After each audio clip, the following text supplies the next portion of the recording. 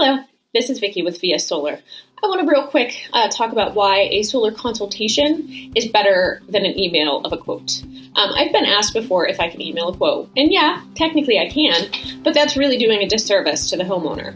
There's a lot that goes into solar, which direction the roof faces, if there's trees that can be removed to make the shading situation better, how much electricity is being used, if people are moving into the home, if people are moving out of the home, if they're switching to electric heat, if they're switching away from electric heat. That's a lot of information that is really hard to encapsulate in a very quick email.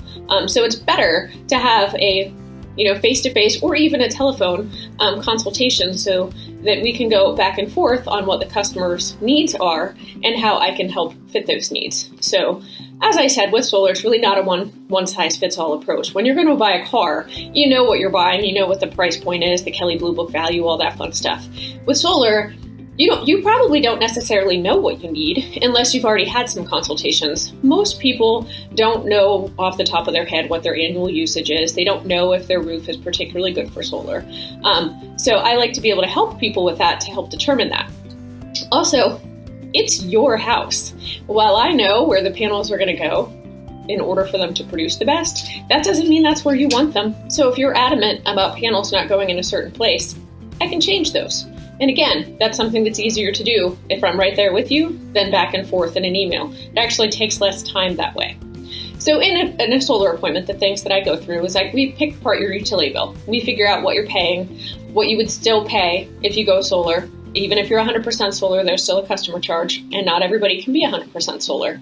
We'll go through what your average payments are, and if there's anything straight out of the gate that's just me looking at your bill, I can tell you how you could save money, from day one. I like to point those things out right then. Then we'll also go through, where the panels go on your house. Like I've said, that's ultimately your decision. It's your house. I am not here to strong arm somebody into putting panels somewhere where they don't want to put panels. That's just not how I operate. Then we'll go through what the payments will be and what perks you get. So the three main perks for solar are net metering. That's the one-to-one offset of what you produce and what you consume later. That's what that means. That's kind of your biggest perk. Then there's the federal tax credit, which not everybody gets because it's a non-refundable refund because the IRS likes to be confusing and intimidating all at once, which means you only get that money back if you have tax liability. So we'll go over that, what that amount would be, whether or not it looks like you would get it if you need to, definitely sit down with your accountant, that kind of a thing. And then we'll talk about SRECs and what those would look like for you. That's solar renewable energy certificates. And what one person earns in SRECs is going to be different than what another person earns because it's based off of production. And if you have different consumption, you're going to have different production. So we'll go through all of that. Then we go through what the process looks like if you do say, yes, I'm going solar. What's that going to look like? So what that looks like is that you're going to have somebody come out and do a site survey, check your roof out, make sure all things are kosher, nothing has to be done with the electrical, all that stuff. Then there's permitting and interconnections. For the most part, you don't really have to lift a finger. For interconnections with PP&L, you do have to sign, and because they send it to you in an email, so you'd have to sign that in an email.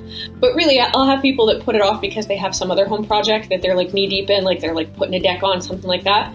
I get that. That's stressful. You don't want another thing on top of it. However, for solar, you really don't do anything. You kind of sit and wait until you get the phone call that, your panels are going up. And if you're really, really lucky, that could be 6 months. There's kind of a boom right now, because I don't know if you've noticed this or not, but utility rates have gone absolutely insane.